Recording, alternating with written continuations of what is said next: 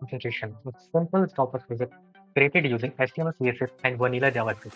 In this video, we will suggest the features of stopwatch and guide you through its functionality and coding part. My name is Anubhav. Let's get started. This is the user interface of stopwatch project. As you can see, it's a minimalistic design with three main buttons: start, stop, and reset.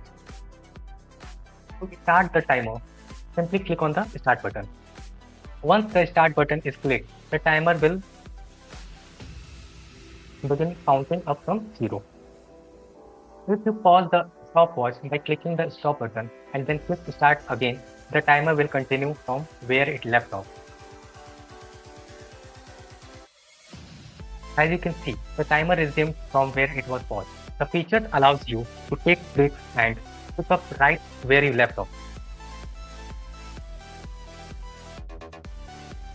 To stop the timer, simply click on the stop button. When you click the stop button, the timer will pause at the current time.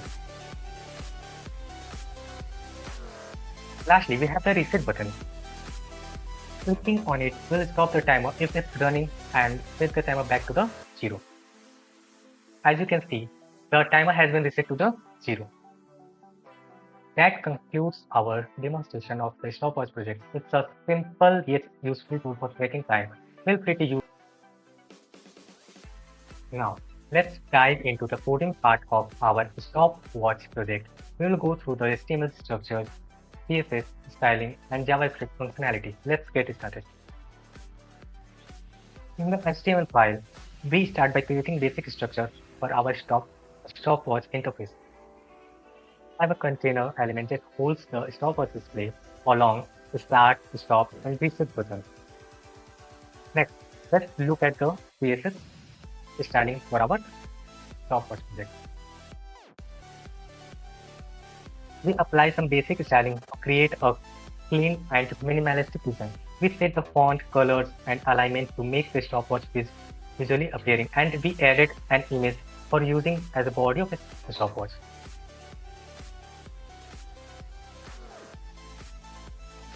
Finally, let's explore the JavaScript functionality that powers stopwatch variable declaration.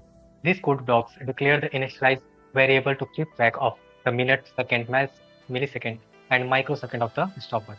Timer variable will be used to store the reference to the interval timer that will update the stopwatch. Call timer function. This function is called repeatedly by the setInterval method to update the stopwatch display. It increments the microsecond variable to each pause and check if it reached 100 maximum value for microsecond. If so, it resets microsecond to 0, increment millisecond and check if millisecond has reached 100. The process is repeated for second and minutes. Finally, the update value are displayed in the HTML element with the ID timer.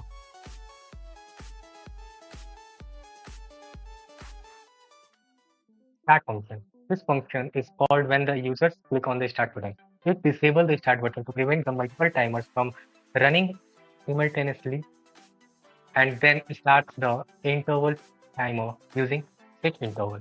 The call timer function will be called every 10 milliseconds, 0.01 seconds. Stop function. This function is called when the users click on the stop button.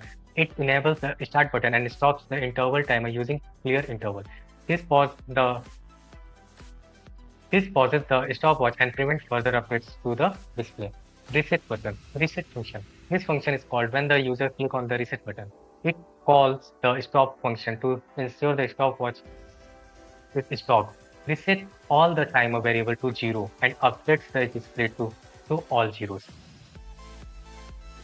Overall, this code implements a stopwatch that displays the elapsed time in minutes, second, in hour, minutes, and second, and millisecond. The call timer function is responsible for updating the time variable and the display, while the start, stop, and the reset function control the start, stop, and reset functionalities of the stopwatch. Thank you for joining us in this coding journey.